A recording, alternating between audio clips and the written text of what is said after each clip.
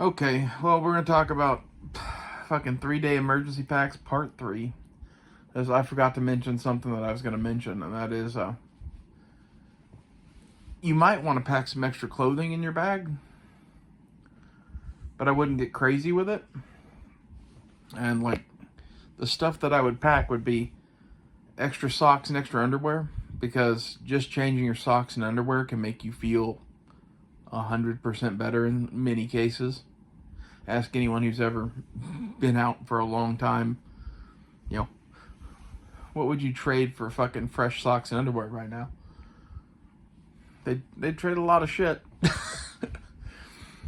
But in addition to that, a single change of t-shirt can be huge.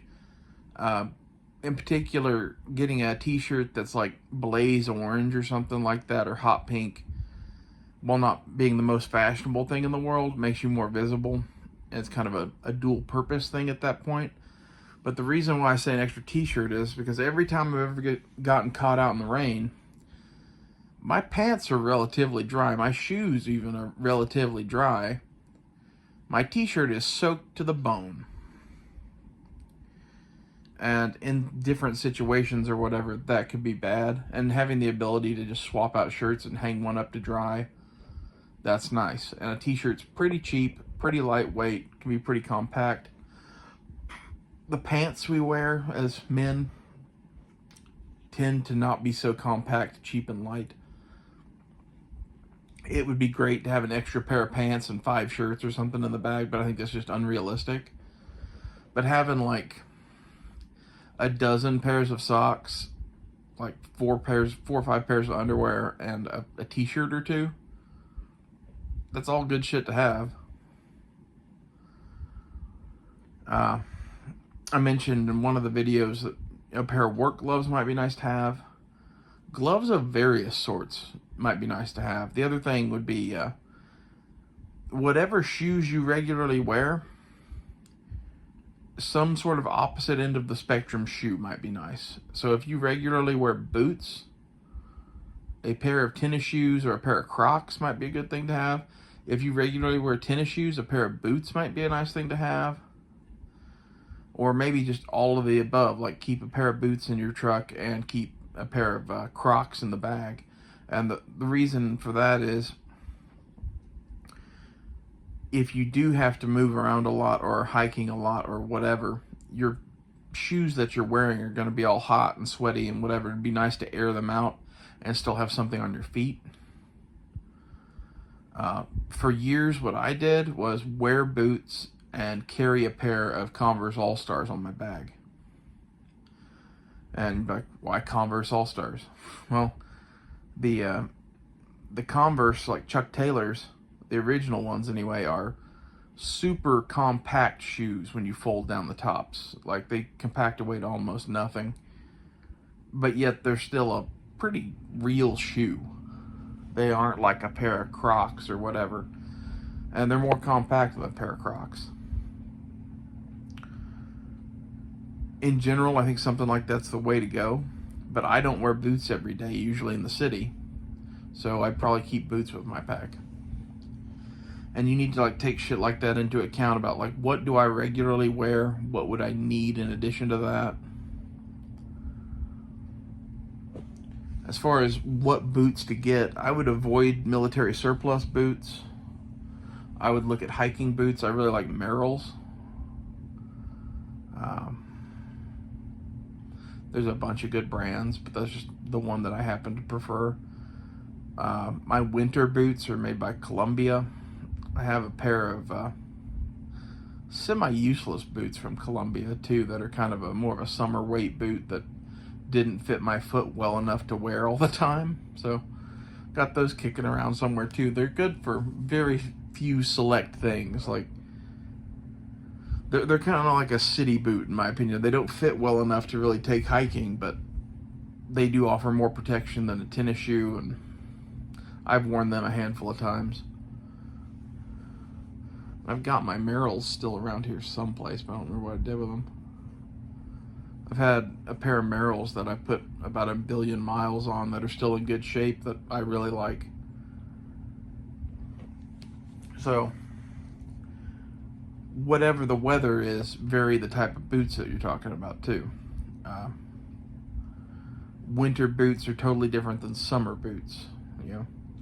And if you get something waterproof, make sure it's like Gore-Tex or something where it breathes and not rubber. Rubber boots or some sort of totally waterproof boot are just asking to be like pools of sweat at the end of the day and difficult to dry out.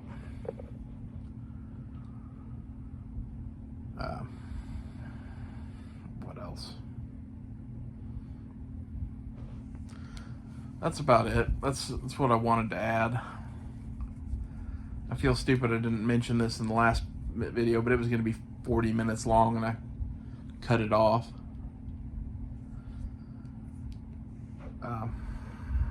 In general, I think this kind of a kit is a good idea if you don't get too carried away with it. I would call it like a roadside emergency kit / maybe a get home bag.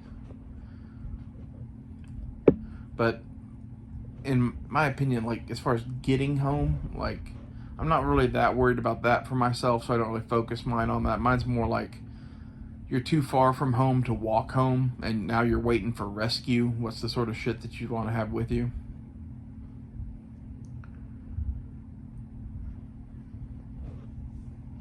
And everything I've talked about in the last 3 videos is pretty important shit, really. It's a topic that you could probably do to death, which I kind of have tonight, but I don't know. I've been looking at that Paul Harrell 3-day emergency pack video on here for forever, and I made that first video just kind of off the cuff because I'm just like, it's a ridiculous concept, and it kind of is. A lot of this is common sense shit, but some of it's not. Some of it's, you know, it's common sense when you sit down and think about what you really need, but only if you have the mileage to know what you need from what you don't need to live outside for 3 days. You know, there'd be a whole bunch of people going, well, I have to have a tent, and I have to have a blah, blah, blah, and I have to have. You know, I can't go anywhere without my toilet paper. If you want to throw a roll of toilet paper in your bag, go for it. It won't hurt anything. I've had a roll of toilet paper in my bug out bag before that. What I did was put it in a dry bag, then squish it flat and roll the dry bag down and kind of squeeze all the air out of it and stuff it in the bag. It's not a bad thing to have. It's just space and weight versus how many days of fucking toilet paper is that really? You know, a roll of toilet paper doesn't last that long. It'd be nice to have while you had it though. But in a lot of situations, it would be nicer to have as fire starter or whatever. Depending on where you are too, like emergency toilet paper, you have to know which leaves are okay for that and which ones aren't. Or if you're near a fucking like creek or some shit that you're not drinking out of, or you fucking are drinking out of it, go downstream from where you're collecting your water and scrub your fucking ass out with water and then get out and dry off. You know, being clean is important, but there's various methods to do that without toilet paper. In general, avoid poison ivy for toilet paper. That seems pretty obvious, but I figured I'd mention that. Check out whatever leaves they are before you use them. I look for big green leafy leaves and make sure they don't have any spines or shit like that on them. A lot of leaves will have tiny little micro hairs and shit. You don't really want those either. Some of them are okay, some of them aren't. It depends. If they're just hairs, that's one thing. If there's tiny spines, that's totally different. It's dependent on what area you're in quite a bit. And I don't know, for the amount that it would cost to add a roll of toilet paper to this kit, In a 3-day situation, and 3 days only, one roll of toilet paper would last you most of your time out there, probably, assuming you're not shitting yourself to death. Might be worth taking.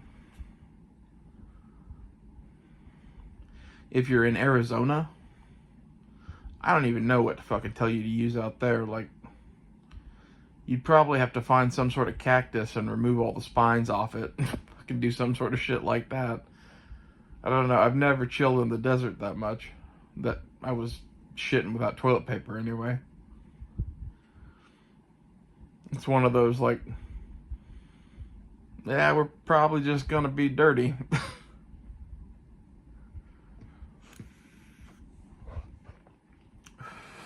It's using a great option.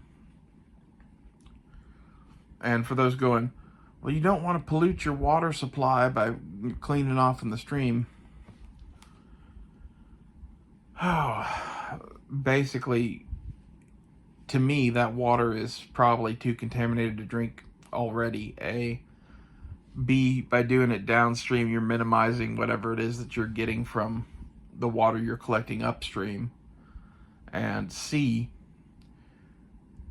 when you're dissolving shit like that into millions of gallons of water that is flowing, it's a minuscule thing. You're not polluting your water supply that much.